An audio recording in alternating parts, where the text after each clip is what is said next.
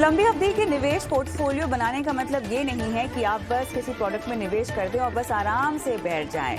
आपको अपने पोर्टफोलियो को चेक करना होगा। अपने पोर्टफोलियो में जो भी आपने निवेश इंस्ट्रूमेंट या निवेश का विकल्प शामिल कर रखा है वो किस तरह से परफॉर्म कर रहा है उसे आपको ट्रैक करना होगा। और बाजार की गतिविधि के मुताबिक अगर आप संतुष्ट नहीं हैं अपनी किसी भी निवेश के विकल्प की परफॉर्मेंस से तो उसमें बदलाव भी करना होगा, यानी अपनी रणनीति को भी यहाँ पर बदलना होगा। ये आप कैसे करेंगे? इसी तरह की निवेश को लेकर तमाम बारीकियां हम आपको बताते हैं ईटी मनी बनो अपना फाइनेंस मिनिस्टर में। नमस्कार, मैं हूं आपके साथ कविता थपलियाल और हर रोज की तरह आज भी निवेश पोर्टफोलियो के नए नए नुस्खे लेकर हम आए हैं। शो की शुरुआत करते हैं ऑन द शो के साथ।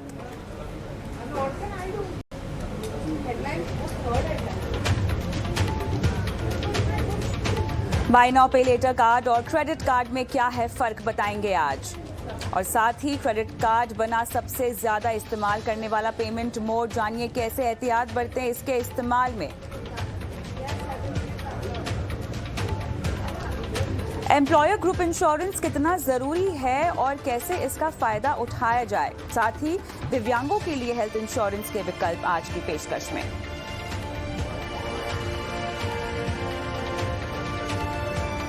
और साथ ही आपको बताएंगे कैसे बनाएं एक संतुलित पोर्टफोलियो।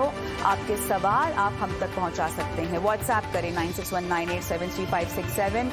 इस व्हाट्सएप नंबर पर आप सवाल भेज सकते हैं लिखित रूप में, और साथ ही आप चाहें तो अपना सवाल वीडियो के तरह शूट करके अपना वीडियो हमें व्हाट्सएप कर सकते हैं इसी नंबर पर।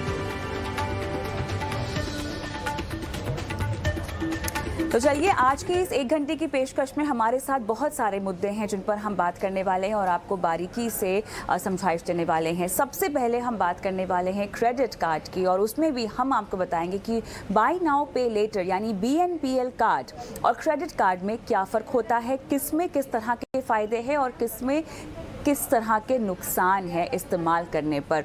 क्रेडिट कार्ड को लेकर तमाम बारीकियां हम समझेंगे। हमारे साथ शो में शामिल हो रहे हैं मनी एडु स्कूल के फाउंडर अर्नव पंड्या, और यहां पर हमारे साथ हैं बैंक बाजार के chief business officer Pankaj Bansal. स्वागत है आप दोनों का इस खास पेशकश में। और जैसे कि मैंने शुरुआत में कहा कि हम bye now pay letter card की बात करने वाले हैं और इसकी तुलना हम करने वाले हैं क्रेडिट कार्ड से। लेकिन इस पर मैं जाऊँ उससे पहले एक जो आंकड़ा मैं आप दोनों के सामने पेश करने जा रही हूं वो है क्रेडिट कार्ड के इस्तेमाल का। ये आंकड़ा इसीलिए ज़रूरी है जानना क्योंकि हमने देखा है कि पिछले साल जनवरी के मुकाबले, क्योंकि रिपोर्ट में इन्हीं दो टाइम्स को कंपेयर किया गया है, पिछले साल जनवरी के मुकाबले लगभग 7.5% तक का आंकड़ा आया है क्रेडिट कार्ड के इस्तेमाल का। या अगर हम credit card to debit card के यूसेज के रेशियो की बात करें जो कि पिछले साल जनवरी में 6.9% था। साथ ही जो रिपोर्ट में देखा गया है सालाना ग्रोथ क्रेडिट कार्ड के इस्तेमाल की हम देखें तो ये आंकड़ा 57% पहुंच गया है, अगेन बढ़कर आया है। इसके अलावा जो रिपोर्ट में बताया गया है क्रेडिट कार्ड का जो इस्तेमाल है वो डिस्क्रिशनरी आइटम्स को लेकर है। घरेलू और विदेशी ट्रैवल के दम पर ये बढ़ा हुआ आंकड़ा क्रेडिट कार्ड के इस्तेमाल में आता हुआ दिखाई दे रहा है। पंकज जी, कैसे देखते हैं आप क्रेडिट कार्ड के इस्तेमाल में जो बढ़त दर्ज होती हुई दिखाई दे रही है और इसकी तुलना सीधे से डेबिट कार्ड से की जा रही है, जहां पर कहा जा रहा है कि डेबिट कार्ड के मुकाबले क्रेडिट कार्ड का इस्तेमाल ज़्यादा सेफ है और इस्तेमाल इसके ज़्यादा है। और सबसे बड़ी बात, जो आपको एक पीरियड मिलता है, क्रेडिट फ्री पीरियड मिलता है, लोग उसका बखूबी फ़ायदा उठाना चाहते हैं और ये ज़्यादा हुआ है महामारी के दौरान। बिल्कुल Kavita ji, I think credit card as a product और एज अ पेमेंट इंस्ट्रूमेंट जो इंडिया में अभी चल रहा है, पिछले कोविड लॉकडाउन के अंतर्गत काफ़ी लोगों ने, आपने सही बोला, पहले डिस्क्रिशनरी और नॉन डिस्क्रिशनरी स्पेंड्स होते हैं। डिस्क्रिशनरी मतलब होता है जैसे कि आपका ट्रैवल, आपको कोई खरीदारी करनी, कोई ज्वेलरी, उसको हम डिस्क्रिशनरी स्पेंड्स बोलते हैं। तो ऑब्वियसली कोविड में वो स्पेंड्स थोड़े से कम हो गए थे, आपकी दुकानें खुली नहीं थी, सिर्फ आप ई-कॉमर्स पे ट्रांजैक्शन कर रहे थे। पर अभी क्या हुआ है पिछले 3 से 4 महीने, 6 महीने में, कि अभी कोविड के बाद का सिनेरियो ऐसा है कि सारी दुकानें खुली हैं, सारे बाज़ार खुले हैं, तो लोगों ने ऑब्वियसली डिस्क्रिशनरी स्पेंड्स भी स्टार्ट कर दिया है स्पेंड करना। इसीलिए आप देख रहे हैं कि एक तो ये गतिविधि काफ़ी तेज़ी से बढ़ रही है क्रेडिट कार्ड में। दूसरा एक बहुत बड़ा फैक्टर ये भी आता है क्रेडिट कार्ड में कि नंबर अभी क्या है, फ्लिपकार्ट, अमेज़न, आपके बड़े-बड़े मर्चेंट्स भी पूरे इंडिया में काफ़ी पिन कोड्स खोल के आगे बढ़ रहे हैं। तो डिस्ट्रीब्यूशन के पर्सपेक्टिव से भी और एक्सेप्टेंस, क्योंकि कार्ड एक इंस्ट्रूमेंट है, बट कोई उसको एक्सेप्ट भी करना चाहिए, उस एक्सेप्टेंस के पर्सपेक्टिव से भी काफ़ी मूवमेंट हमने भारत में देखा है, जहाँ 4 या 5 million merchants 40-50 lakh million merchants थे, जहाँ पे टर्मिनल्स थे। आज की डेट में वो 60 से 70 हो गए हैं और ये बढ़ता ही जा रहा है आंकड़ा। जैसे-जैसे आप गाँव में आपका एक्सेप्टेंस आता रहेगा, वैसे-वैसे आपका क्रेडिट कार्ड का यूसेज बढ़ता भी रहेगा। एक तो ये का चीज़ है। दूसरी चीज़ है कि क्रेडिट कार्ड में भी काफ़ी चीज़ें इनोवेशन भी आ रहा है credit card as a product में। अगर आप देखेंगे तो आरबीआई ने भी लिमिट 2000 से 5000 कर दी, जहाँ पे आपको पिन डालने की भी ज़रूरत नहीं पड़ती है। तो ये काफ़ी चीज़ें जो सहूलियत के तौर पे भी कंज़्यूमर को मिलती है। और जो सबसे इम्पोर्टेंट फैक्टर जब आपने कविता जी स्टार्ट किया था, एक ये था कि क्रेडिट कार्ड में आपको 45 दिन तक का इंटरेस्ट फ्री क्रेडिट है। अगर आप टाइम पे रिपेमेंट कर देते हैं क्रेडिट कार्ड का, तो आपको ये 45 दिन का फ्री क्रेडिट पीरियड मिलता है। तो आप अपना कार्ड यूज़ करें, आपको 15 45 दिन में पेमेंट करना है और उसके अलावा आपको कोई टेंशन लेने की ज़रूरत नहीं, क्योंकि अगर आप 45 दिन पेमेंट कर देते हैं, तो कोई भी आपके चार्जेज़, इंटरेस्ट वगैरह कुछ नहीं लगते क्रेडिट कार्ड पे एंड आपको ये एक आदत सी पड़ जाती है कि भई एक बार मैंने यूज़ कर लिया, मुझे पता है 40 दिन तक मुझे पेमेंट नहीं करना है, तो मेरे लिए काफ़ी सहूलियत भी हो जाती है। तो आई थिंक ये 3 या 4 फैक्टर मिला के अगर आप देखेंगे, तो इसका यूसेज हम देख रहे हैं कि आगे भी बढ़ता ही जाएगा। बिल्कुल, थोड़ा-सा इसी पर हम मंथन करते हैं और जिस तरह से आप कह रहे हैं कि यूसेज बढ़ता ही जाएगा, तो अर्नब जी, अमूमन हम देखते हैं कि जो बैंक हैं वो डेबिट कार्ड, क्रेडिट कार्ड दोनों के इस्तेमाल के लिए बहुत ज़्यादा पुश करती हैं। जहाँ तक सर्विसेज की बात है, सहूलियत की बात है, क्रेडिट कार्ड के मुकाबले अगर हम देखें तो डेबिट कार्ड में वाक़ई आपको कम फ़ायदे या रिवॉर्ड्स के तौर पे जो सहूलियत दी जाती है वो कम होती हैं। लेकिन फिर भी अगर हम क्रेडिट कार्ड के बढ़ोतरी इस्तेमाल में इजाफे की अगर हम बात करें, तो क्या वाकई ये सिर्फ रिवॉर्ड्स और सहूलियतों के लिहाज से ही इजाफा हुआ है या इसके पीछे कोई और भी वजह है, अगर हम इंटरेस्ट फ्री पीरियड को भी छोड़ दें? क्योंकि डेबिट कार्ड का इस्तेमाल अगर आप करते हैं तो कहीं ना कहीं आप उस कर्ज के जंजाल से बच पाते हैं, जो कि क्रेडिट कार्ड में अगर आप चुकाते नहीं हैं, पेमेंट नहीं करते हैं, तो फंसने के चांसेस ज़्यादा होते हैं और क्रेडिट कार्ड एक तरह से लत भी लग जाती है बहुत सारे लोगों को। तो अगर हम फाइनेंशियल बिहेवियर की तरह देखें तो डेबिट कार्ड का इस्तेमाल करना क्या ज़्यादा बेहतर नहीं होता? देखिए, आप इट डिपेंड्स कि आप किस प्रकार के व्यक्ति हैं, क्योंकि अगर आपके पास डिसिप्लिन है और आप ध्यान से अगर आप स्पेंड कर रहे हैं जितना आप अफोर्ड कर सकते हैं, तो फिर क्रेडिट कार्ड का इस्तेमाल करने में कोई तकलीफ नहीं है, क्योंकि आपको पता है कि आपने सोच समझ कर एक्सपेंस किया हुआ है और वो आप ड्यू डेट तक चुका देंगे। तो ये एक चीज हो गई। लेकिन जब हम बात करते हैं डेबिट कार्ड और क्रेडिट कार्ड और कंज्यूमर बिहेवियर और कंज्यूमर थिंकिंग की, तो नॉर्मली क्या होता है कि छोटे-छोटे एक्सपेंस में लोग डेबिट कार्ड का इस्तेमाल करने में हिचकिचाते नहीं है। उनको ये इसमें कोई तकलीफ नहीं होती है और शायद वो ज्यादा चीजों के लिए डेबिट कार्ड इस्तेमाल करते हैं। लेकिन जब भी कोई बड़ा परचेज आ जाए, तो उस बड़े परचेज के लिए लोग 2 बार सोचते हैं और फिर वो एडिशनल फैक्टर्स कंसिडर करने लग जाते हैं। यानी कि कितना मुझे क्रेडिट फ्री पीरियड मिलेगा, तो यानी कि मुझे इमीडिएटली पेमेंट ना करना पड़े। दूसरी बात ये है कि अगर बड़ा स्पेंड है तो शायद मुझे कोई बेनिफिट मिले इन टर्म्स ऑफ कैशबैक या कोई एडिशनल डिस्काउंट। और तीसरी बात ये भी है कि अगर मैं क्रेडिट कार्ड पे स्पेंड करता हूं तो उसमें थोड़े रिवॉर्ड पॉइंट्स भी आएंगे, उसका भी मैं शायद कोई बेनिफिट ले सकूं। तो ये सब चीजें जब कोई कंज्यूमर सोचता है, तब उन्हें लगता है कि इस प्रकार की स्थिति में जहां पर मैं कोई बड़ा एक्सपेंस करने वाला हूं, तो मैं क्रेडिट कार्ड पे जाऊं। अब क्रेडिट कार्ड इश्यू करने वाली बैंक्स आजकल कई एडिशनल फीचर्स भी देते हैं, यानी कि आप अपना पेमेंट ईएमआई में कन्वर्ट कर लीजिए। तो ये सब फीचर्स को देखते हुए कई बार और लोग जो है वो अपने बड़े एक्सपेंस के लिए क्रेडिट कार्ड की तरफ मुड़ रहे हैं। इसीलिए आप ये देखेंगे कि शायद in terms of number of transactions debit card में काफी ज्यादा होंगे, लेकिन जो पर ट्रांजैक्शन का वैल्यू है उसमें क्रेडिट कार्ड का फिगर काफी बड़ा होगा इन टर्म्स ऑफ कंपैरिजन। तो ये एक सोच है लोगों की। तो जो डिसिप्लिन्ड है उनके लिए ये सही है, क्योंकि वो सभी बेनिफिट्स ले सकते हैं। तो अब हम इसी बात को आगे ले जाते हैं। क्रेडिट कार्ड का इस्तेमाल ज़्यादा आता हुआ दिखाई दे रहा है आंकड़ों के लिहाज से।